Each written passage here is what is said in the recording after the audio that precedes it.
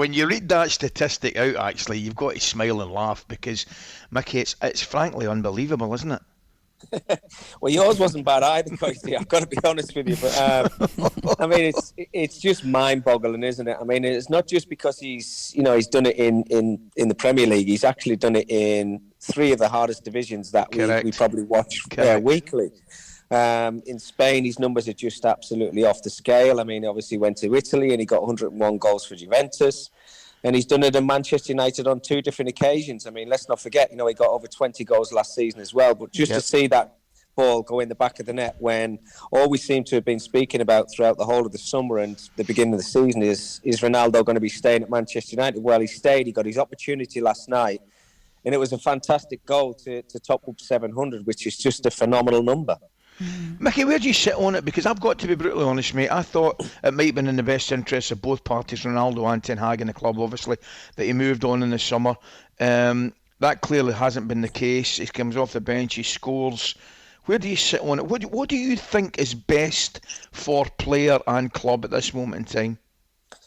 Well, if I'm completely honest with you, Coisty, I think it must be quite difficult to try and manage Cristiano Ronaldo, knowing that, the numbers that we've just been speaking about there before, and having to leave him on the bench every single week. I think that was 5 in a row now, which has not happened since he was about 14 years old, to be honest with you. But he's, with all the speculation, it looked like he was the player who wanted to leave. He thought that his future was somewhere else in the summer. I think we all agree on that.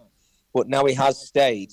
You've got to try and use him, whether it is off the bench or whether you give him opportunities like he got last night, albeit, yes, he did come off the bench last night, but he's certainly got something still to offer. Yeah. He was a goal threat, and other than that, I think the game was kind of petering out last night until he come up with a little bit of brilliance when he picked up that ball from Casemiro and stuck the ball in the back of the net. I just don't think anybody else would have scored that goal. Tell us a bit about Casemiro. How did he look for you? He looked all right, Laura. It was a bit of a scrappy game, I've got to be completely honest with you. I think Everton came out the traps and deservedly took the lead last night.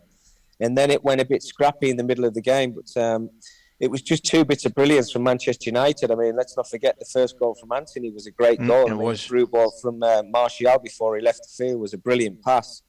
And it was that type of game. I thought we looked at 2 sides last night who were, Manchester United are probably going to be scraping and chasing throughout the whole of the season to maybe finishing in one of those top 4 spots. And I think Everton have surprised quite a few people because at the beginning of the season, I think everybody was maybe tipping them to be one of the sides that might struggle and go down. But they've been on a nice run. Frank Lampard's certainly getting a tune out of his team. And look, if they come away with anything last night, I don't think anybody would have been surprised. But it was just, again, those 2 bits of quality that saw Man United away from home, picking up 3 points and obviously climbing the table a little bit. Yeah. How do you see it, Mickey, actually, the league? I mean, Arsenal, fantastic result yesterday. I think we're all in agreement. City look, unstoppable at this moment in time. The result, the Manchester derby aside, where I was of the opinion, honestly, Manchester City on that day would have done that to anybody in the team. They annihilated them. But it was so important for United to kind of bounce back. And I'm looking at them, and I still think there is they look a lot more solid than they have been perhaps recently. Do you think they genuinely can make the top 4? Yes, I do. I think when you've got the track record of Man United have got throughout the years in the Premier League, albeit the last couple of seasons they've had a real struggle changing managers. I think the squad looks a lot more healthier now. I don't think they're anywhere near the finished article. But as you mentioned there before, I think Arsenal look fantastic. Even when Man United played them at Old Trafford and United won 3-1, Arsenal played fantastic that day. And it just takes one special player to walk through the door in Gabriel Jesus just to give everybody else a boost. And they've definitely done that. And they've had some brilliant performances and good results. But other than Manchester City, who are just, on another level, and Arsenal, I think those are the 2 spots are up for grabs for, probably 4 or 5 sides. I mean, we don't know what's going to happen to Liverpool moving forward. Tottenham certainly look more organised and more difficult to beat.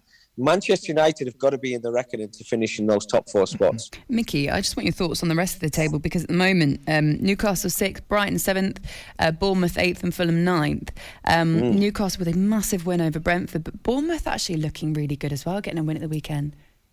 Well, I don't know why he hasn't been offered the job yet. I know, right? Gary O'Neill. He's done a brilliant job. Look, they're not full of stars. I think everybody knows that. but he's got them organised.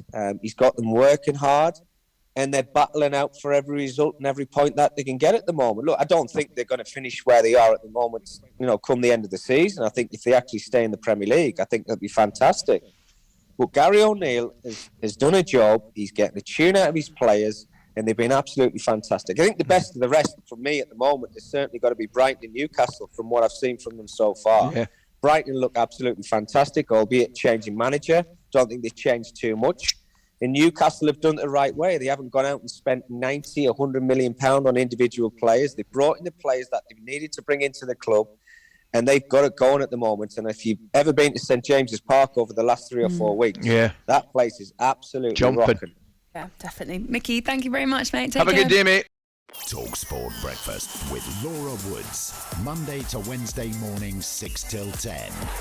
On AM, on DAB, via the talkSPORT app and on your smart speaker. talkSPORT.